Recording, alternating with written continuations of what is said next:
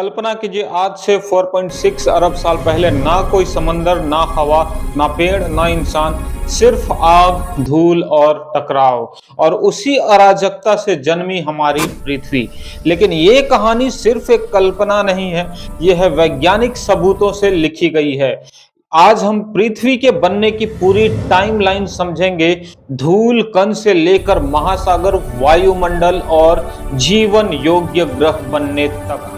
हर बड़े दावे के पीछे रेडियोमेट्रिक डेटिंग, उल्का पिंडों का उम्र, चंद्र पत्थर, प्राचीन क्रिस्टल और आज के टेलीस्कोप की गवाही है।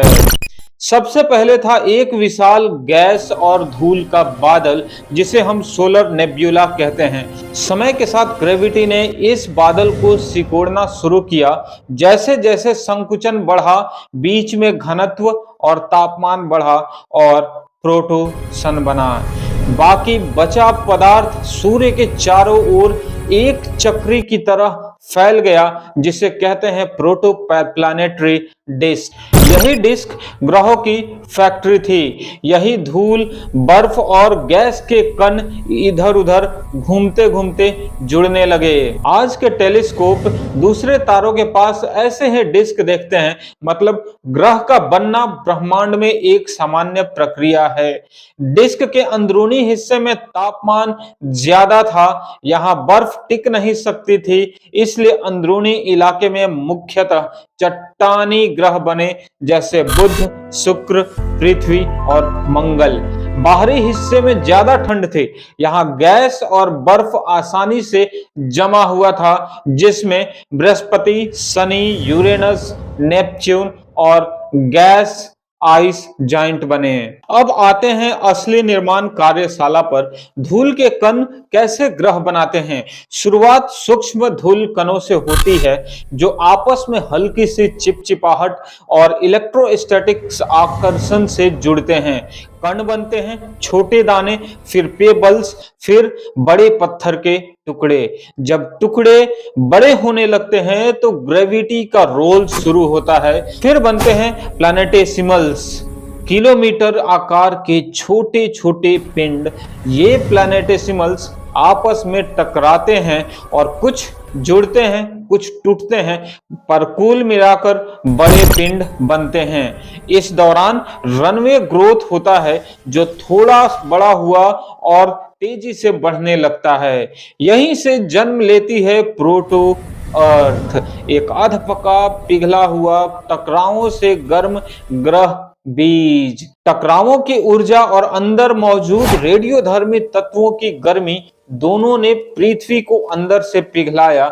यही पिघलाव आगे चलकर पृथ्वी के अंदरूनी परतों, कोर, मेंटल और क्रस्ट को जन्म देता है। अब सवाल यह है कि यह सब कैसे हुआ।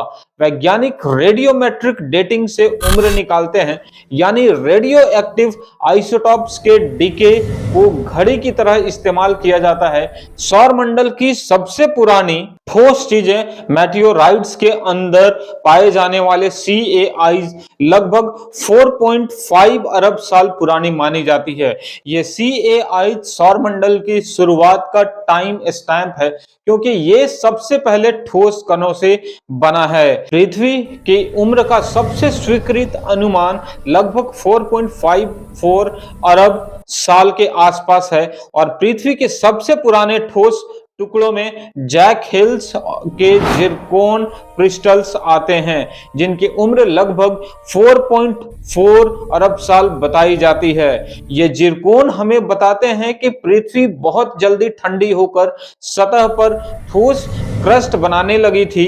इतना ही नहीं, कुछ जिरकोन्स के ऑक्सीजन आइसोटॉप्स संकेत देते हैं कि बहुत शुरुआती पृथ्वी पर तरल पानी मौजूद हो सकता था।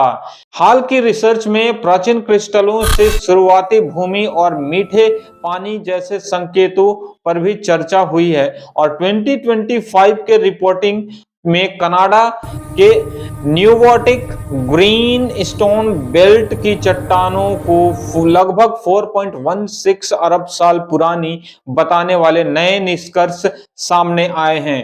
तो अब समझिए कि पृथ्वी अंदर से परतदार क्यों है।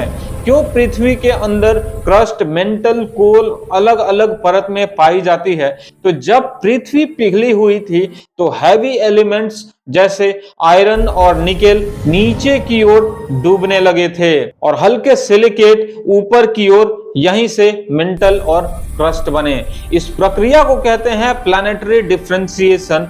कोर बनने का सबसे बड़ा परिणाम था अर्थ का मैग्नेटिक फील्ड, यानी कि मैग्नेटिक फील्ड सूर्य की तेज चार्ज पार्टिकल यानी कि सोलर विंड से पृथ्वी को काफी हद तक बचाती है। यानी कोर्स मैग्नेटिक फील्ड आगे चलकर एटमॉस्फेयर को टिकाने और जीवन योग्यता बढ़ाने में मददगार बने।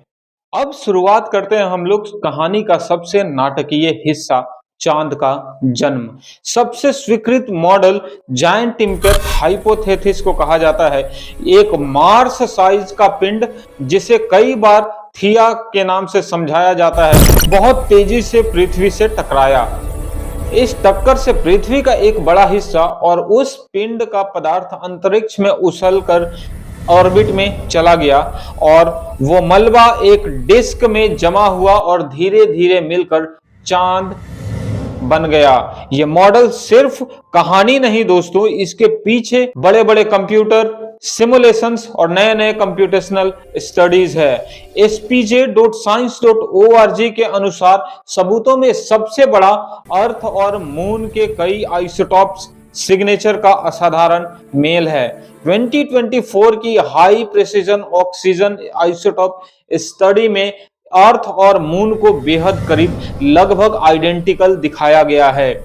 यही isotopic similarity giant impact model और रिफाइंड वर्जन जैसे हाई एनर्जी इंपैक्ट या सिंथेसिया जैसे विचारों को भी प्रेरित करती है। मतलब चांद का बनना एक विशाल टक्कर का परिणाम और उसी ने पृथ्वी को दोबारा पिघलाकर रीसेप किया। चांद बनने के बाद पृथ्वी लंबे समय तक मैग्मा ओशन जैसी रही। चारों तरफ लावा, आग और धुआं। धीरे धीरे कूलिंग हुआ, सतह जमने लगी और बार बार टूटती भी रही। इस दौर में ज्वालामुखी बहुत सक्रिय थे।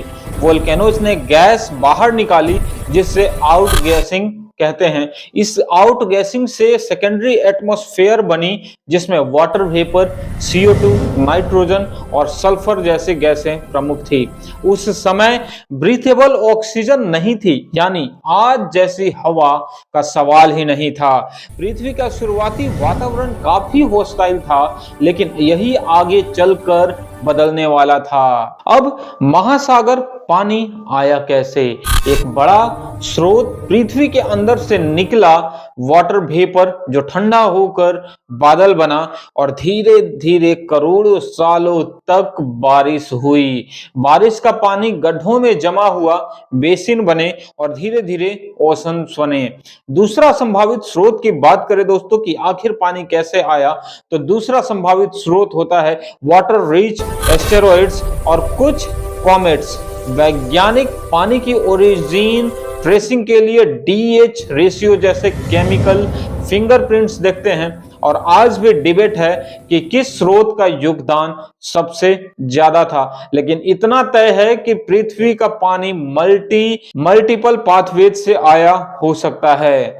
पृथ्वी और चांद का सतह पर टकरावों के निशान, क्रेटर्स, एक अलग ही इतिहास बताते हैं। एक प्रसिद्ध विचार है कि लेट हैवी बम्बार्डमेंट लगभग 4.1 से लेकर 3.8 अरब साल पहले बड़े इंपैक्ट का दौर था। लेकिन विज्ञान में यहां भी बहस है, क्या सच में एक तेज स्पाइक हुआ या इंपैक्ट धीरे धीरे घटते गए? यानी क्रेटर्स रिकॉर्ड की इंटरप्रिटेशन पर अलग अलग मॉडल और आर्ग्यूमेंट चलते हैं।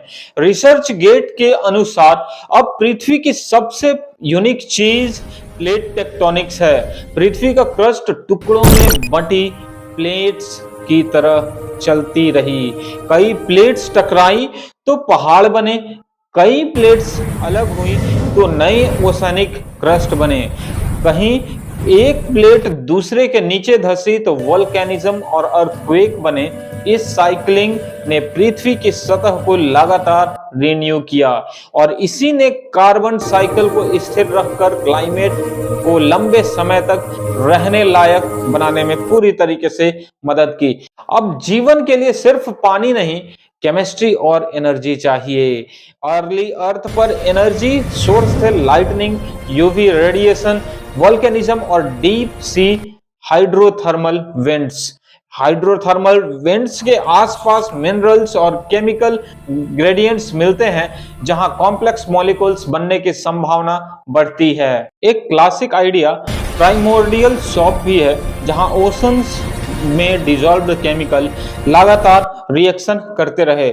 आज विज्ञान भी यह खोज रहा है कि फर्स्ट सेल्फ रेप्लिकेटिंग सिस्टम कहां बने, ओशन सरफेस, वेंट्स या फिर किसी और निच में। बहुत बाद में फोटोसिंथेटिक माइक्रोब्स ने ऑक्सीजन बनानी शुरू की। धीरे धीरे ऑक्सीजन बढ़ी और एटमॉस्फेयर का चेहरा बदल गया। इसी परिवर्तन को ग्रेट ऑक्सीडेशन जैसे स्टेज में समझा जाता है। ऑक्सीजन बढ़ने से ओजोन लेयर बनी, जिसने यूवी रेडिएशन को रोककर लाइफ के लिए सुरक्षा बढ़ाई। यानी पृथ्वी का वातावरण जो शुरुआत में जानलेवा था, धीरे धीरे लाइफ सपोर्टिंग बन गया। अब एक माइंड ब्लोइंग सवाल ये उठता है दोस्तों कि क्या अर्ली प्रोटो अर्थ का कुछ हिस्सा आज भी बचा है? हाल में रिपोर्ट हुआ कि कुछ रॉक्स और अनयूजुअल पोटेशियम आइसोटोपिक रेशियो मिल सकते हैं, जो प्रोटो अर्थ के बचे फ्रैगमेंट्स का संकेत देते हैं। लाइफ साइंस के अकॉर्डिंग अगर ये संकेत सही है, तो इसका मतलब है मून बनाने वाली जायंट इंपैक्ट के बाद भी पृथ्वी का कुछ पेरिमोर्डियल पहचान बची रह सकती है। अब पूरी 4.6 अरब साल की कहानी को एक सिनेमैटिक टाइमलाइन में समेटते हैं। सोलर नेबुला बना, ग्रेविटी ने कोलैप्स किया और फिर प्रोटो सन जला, प्रोटोप्लैनेटरी डिस्क बनी, धूल जुड़ी पेबल्स बने और प्लैनेटेसिमल्स बने, टकराव हुए और प्रोटो अर्थ बनी। पृथ्वी पिघली, आयरन नीचे गया, कोर बना और मेंटल क्रस्ट बने। एक जायंट इंपैक्ट हुआ, मतलब ऑर्बिट में गया और मून बना। अर्थ मैग्मा ओशन से गुजरी, कूलिंग हुई और क्रस्ट बनी, टूटी, फिर बनी। वोल्केनो ने एटमॉस्फेयर बनाई और पानी के चक्र से ओशंस बने। इंपैक्ट का दौर चला, क्रेटर्स बने, सरफेस बार बार बदली। प्लेट टेक्टोनिक्स ने पृथ्वी को लिविंग प्लैनेट बनाया, कार्बन साइकिल और क्लाइमेट को स्टेबलाइज किया। एनर्जी सोर्सेस और केमिस्ट्री ने लाइफ की राह खोली और फिर ऑक्सीजन रिवॉल्यूशन ने पृथ्वी को सच में जीवन योग्य ग्रह बना दिया। तो ये पृथ्वी के निर्माण का सबसे प्रमाण आधारित एक कहानी थी, धूल से लेकर जीवन योग्य ग्रह तक। अगर आप चाहते हैं कि मैं लाइफ की शुरुआत पर भी इस तरह की वीडियो बनाऊं, तो कमेंट में लिखिए नेक्स्ट लाइफ ओरिजिन। वीडियो पसंद आया होगा तो लाइक करें, प्रेम टेक स्टोरी चैनल को सब्सक्राइब करें, क्योंकि अगली बार हम ब्रह्मांड का एक और रहस्य खोलेंगे।